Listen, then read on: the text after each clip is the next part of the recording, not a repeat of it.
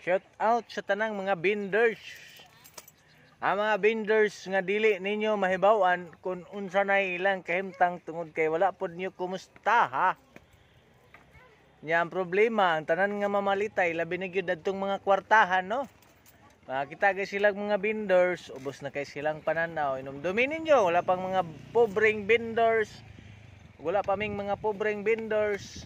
Kinsa may mo pakaon ninyo ginagmay, timo-timo sa kadalanan.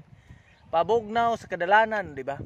Dapat proud ta kung nayan doon ay mga pobreng vendors nga naning kamot alang sa pagbuhi silang pamilya tungod kay mga pobreng vendors usab nang inabuhi og naning kamot og nangandoy usab nga mahaw-a sa tumang kalisod karong mga panahon na busa advice kanyong tanang mamalitay sa kadalanan labi na gyud ninyong mga kwartahan no. Ayaw kayo ninyo gipakaubos ang mga pobreng vendors tungod kay hinumdumi ninyo sa panahon yung kagutom sa hamubong panahon, sa hamubong higayon. Matambalan ang inyong kauhaw ug kagutom diha sa mga kanto nga din kamo nagasuroy-suroy. Dapat kamo mapasalamaton sa mga pobreng vendors sama kanamo nga naning kamot ug nangandoy para sa mong pamilya.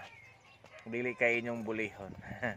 So, shout out ninyong tanan, dapat patas ang laban mga higala. Tungod kay pinagi ka na mo mga pobreng vendors, kamo natagbaw sa panahon. Nga diin kamo nagkinahanglan nga makasima-sima anang mga tungura.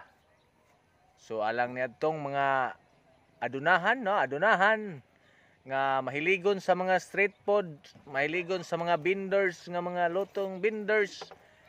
Ayan, shout out niyong tanan mga ma'am sir.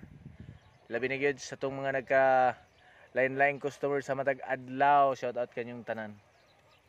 Ug pinagi kaninyo kaming mga pobreng vendors nakakaon makatulos sa kadlaw no, maka-snack pod. So pinagi sa inyohang pagpalit kami natabangan.